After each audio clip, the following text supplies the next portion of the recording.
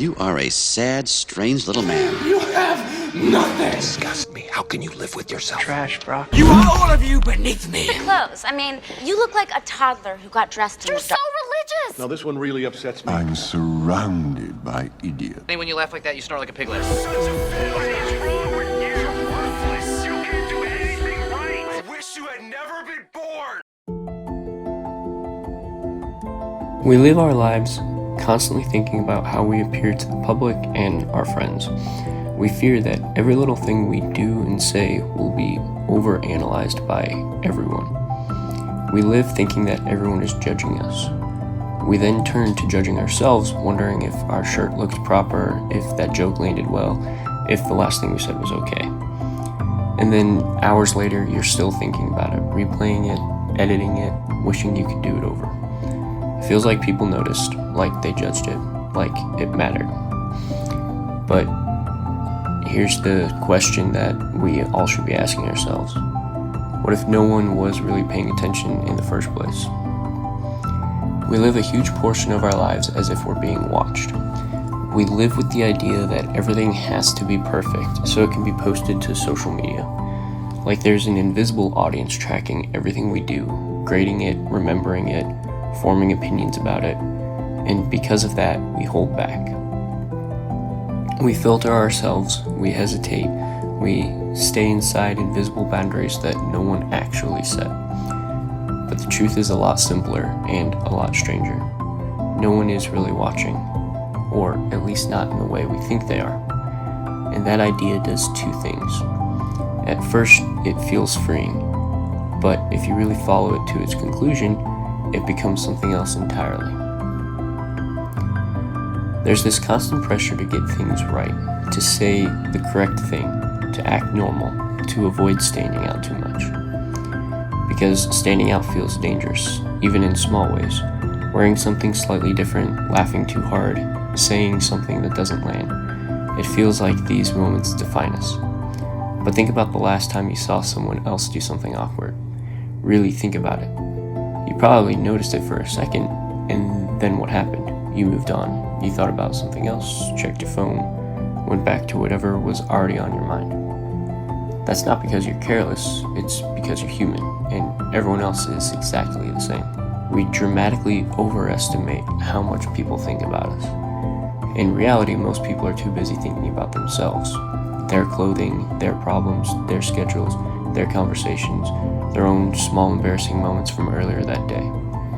You're essentially an NPC to total strangers. You can do whatever you want in front of random people on the New York subway, and they won't care. You might cross someone's mind for a few seconds, but you don't stay there, and that distinction matters, because being seen is not the same as being judged, and being judged is not the same as being remembered. And if you're remembered, it likely won't be forever. Do you know everything that your great-grandfather did, or your grandfather for that fact? No. Most moments don't stick. They dissolve almost instantly. King David writes that, "As for man, his days are like grass. He flourishes like a flower of the field, for the wind passes over it and it is gone, and its place knows it no more. We are but dust. Our time comes and goes."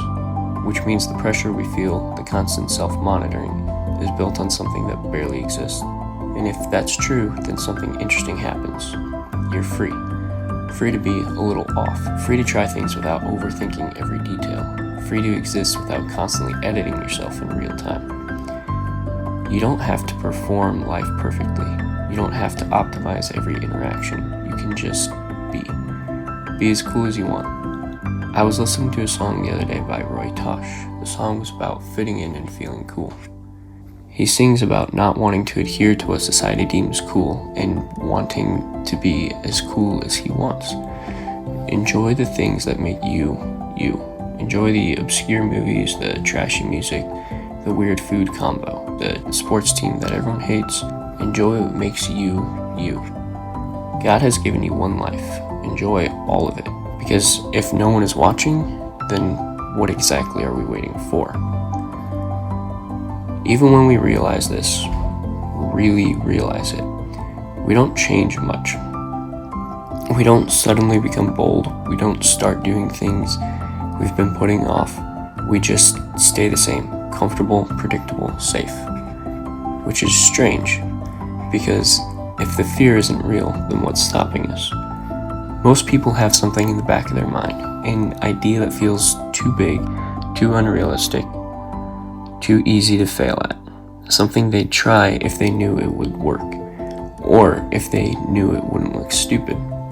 So instead, it stays where it is, untouched. Not because it's impossible, but because it feels risky. But risky to who? If no one is watching closely enough to care about your small mistakes, why would they care about your big attempts? We treat embarrassment like it's permanent, like it follows us, it defines us, but it doesn't. It eventually fades away. What doesn't fade is the memory of not trying, of almost doing something, of waiting just a little too long. No one else is keeping score, but you are. And years from now, you won't remember most of the things you were afraid of, but you will remember the things you didn't do. So do something. Do what you find cool.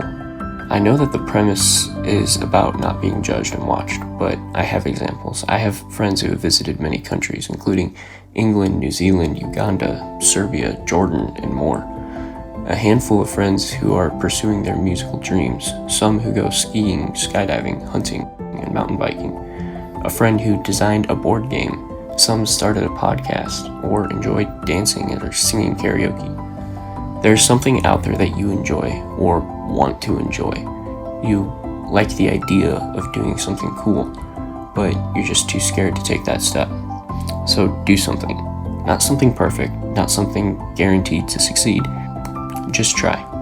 Making something bad is better than not making anything at all. So try making or doing something new, something bold, something interesting, something that feels slightly out of reach. Because the barrier you've been respecting was never really there.